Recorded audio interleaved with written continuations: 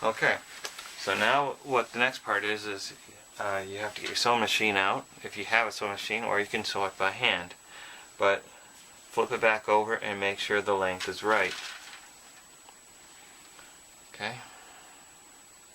Okay, that's the length. Now I mark the full length, so when I'm sewing it, I know exactly how long I need it.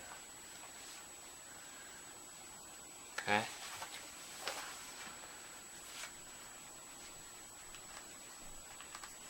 Make sure it's tight and it's exactly where I need it. Like I said, you don't want it too long and you don't want it too short because there's nothing you can do with it. If it's too long, it's not too bad. You can actually take it out and fix it. If it's too short, then you gotta just basically start over. So you just fold it in half now. That's all you have to do. Don't worry about the cording. You can take the cording out of it and you just fold it in half. That's all you do. I mean, this isn't dressmaking or making a suit or anything like that. It's a real simple straight stitch. Now I just go straight along, put the foot down,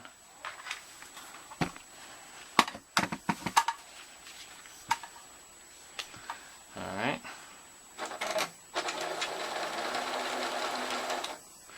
and I reverse it to make an extra strong stitch. Now one other thing I've learned, as that comes around, it's an angle and you'll end up with a lot of extra fabric. Well, I mean, comparatively for the size that you're making here.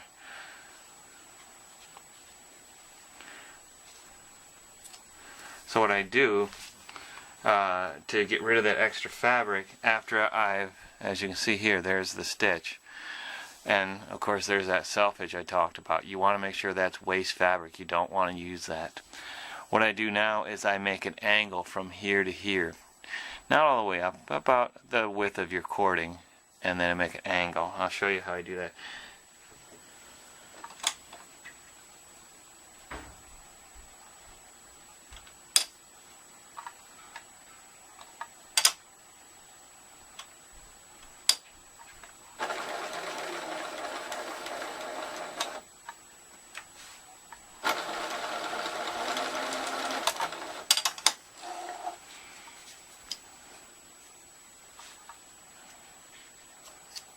Okay.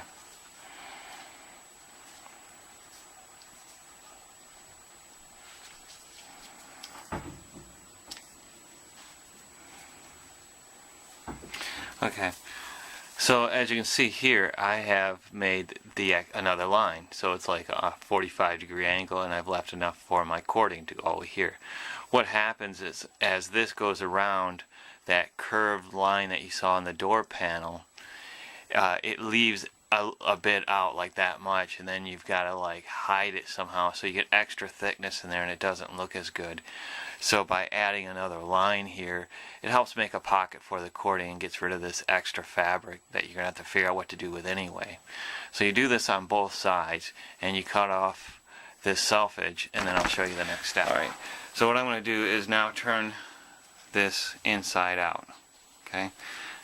But first you got to cut off the salvage section here. Don't leave a whole lot on there because again that's just extra bulk that you're going to have to deal with when this goes on the door. Will be put in place. Now what I'm going to do now is I turn it inside out. Just use your finger for now, and then you see you got that little pucker right there. You just use your scissors, stick them in there. That's all. And you put it right up in there until it's finally. There you go. Until it looks good. Because remember, now, let's see here. Get rid of the scraps that you don't need. Okay, lay this down. It looks like a big canoe.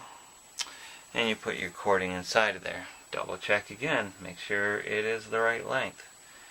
It should not lie. It should be right.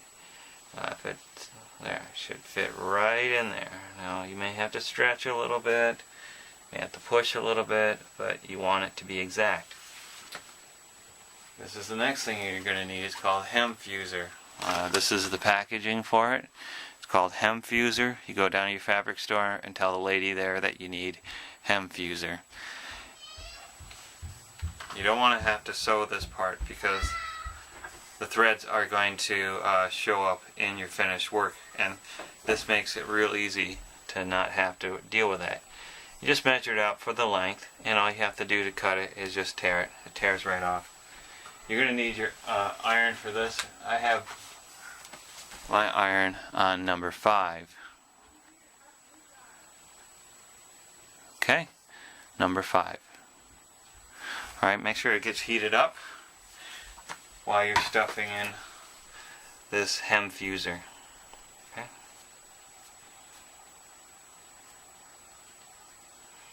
The hem fuser is going to basically glue both edges together without having to resort to sewing.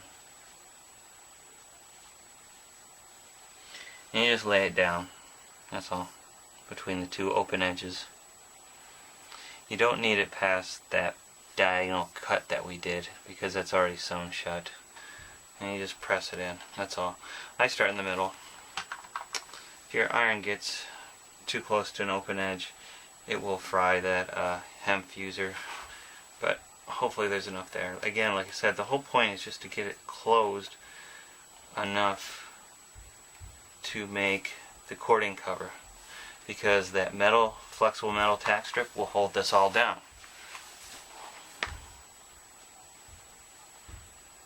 Okay.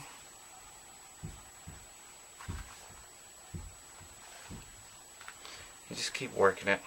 You want to get really tight up against the cording, because you don't want any baggage, you don't want anything hanging on it. It'll cause wrinkles in the final product. You don't want that.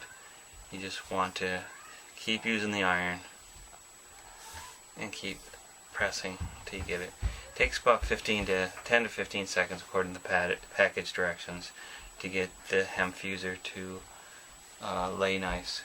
The nice thing about it is if anything gets screwed up, you can just pull it back apart and reapply some more hem fuser. There it is. Okay, and that's it. And now I have this perfect, nice piece of cording with trimmed off edges, and that's exactly what you want it to look like. I mean, this is the part that's going to be seen. This rough edge isn't. It's just going to be clamped underneath the flexible metal track strip, and that's going to go around the car like that, and that's going to be put in place, and you don't have any bulk on these edges. That's exactly what you're looking for. Okay.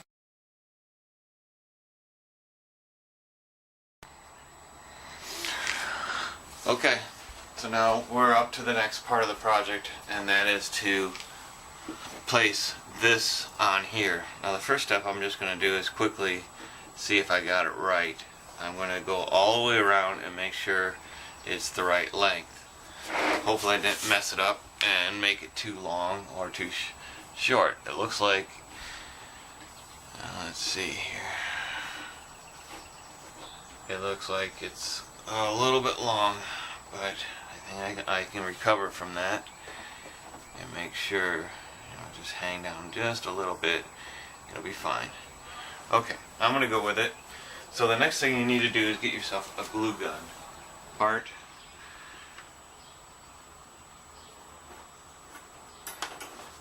If I realize I made a mistake, I'm just going to start with both of these edges here to make sure I got exactly what I want. And then I just go up to the top, and I do the top. Now I got that nice graceful arch the i-MiEV has in the doors. I really like the i-MiEV's design. I just wish they would have been a little more. I got it. Alright, now I'm secure all the way. You want to get these little puckers down. It's like I said, this like pre-plans your position. This isn't really meant to hold it, permanently into place. I've worked with this stuff before, and once it dries, you could just tear it right off. It's especially on this plastic to cloth type thing. So if it's not right, you can just tear it off. So it's not.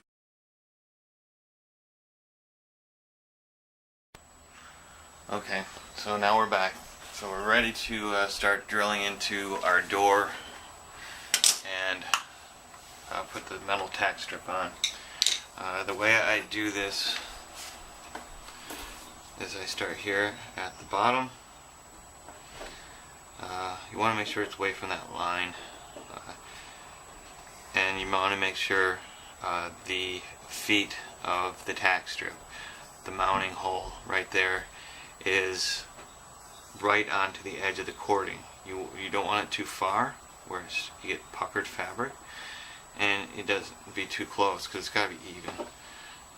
So I put it right at like the base of the cording, and then I make sure this flange that's right there is right there.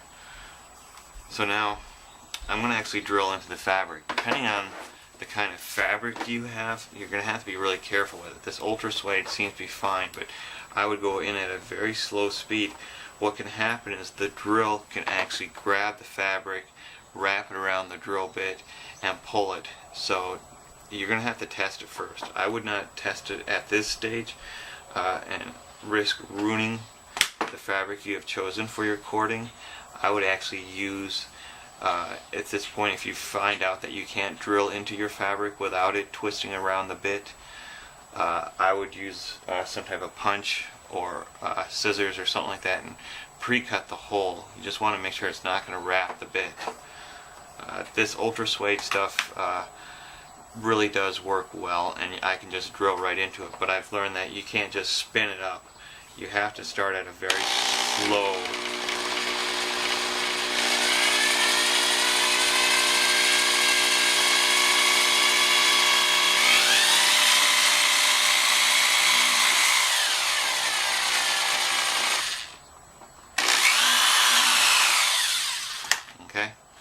So you just start really slow. If you start fast, it will grab the fabric and spin it up. Now I've chosen to use 1/8 inch 3mm pop rivets to secure my metal tack strip. I'm sure you can figure out other ways, but I find this is the best solution. You could screw these down, but then you have to find some very good panhead screws that have very low arch, because you want this to be as flat as possible to get the right look. If it's too high, the teeth will rise up and you won't get your fabric down behind the cording enough, and it won't look right. So I have found that this is the best way to do it, is pop rivet gun. In my area it was about $25 for one of these things. I've never had one before, never had a reason for it, but hey, always a good reason to go buy a tool, right? So as you move along, you'll start seeing the advantages of gluing down your cording. When I did this before without gluing it down, it seems like I was always fighting the cording, trying to get it into place as I went along, and it was much more difficult. So now I don't have to worry about the cording. It's in place where I need it, and I just move along. I just drill it down, making sure each of the feet on the metal tack strip is right up against the cording, and I drill. I start. Okay, so now I didn't show you every single rivet, but I got it down to the last two here.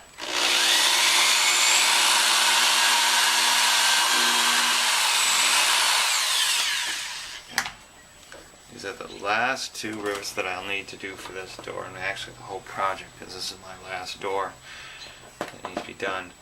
And as you can see, I've secured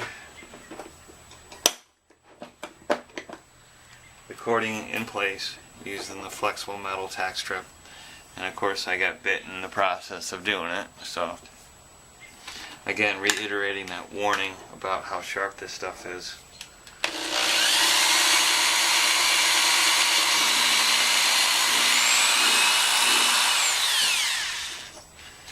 Be very careful with it.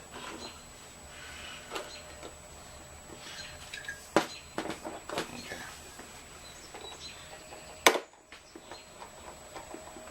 Okay.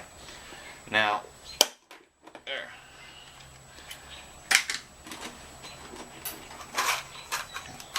So I'm done with the rivets, I'm done with the drill, I'm done with all that. Okay, so that can all go be put away.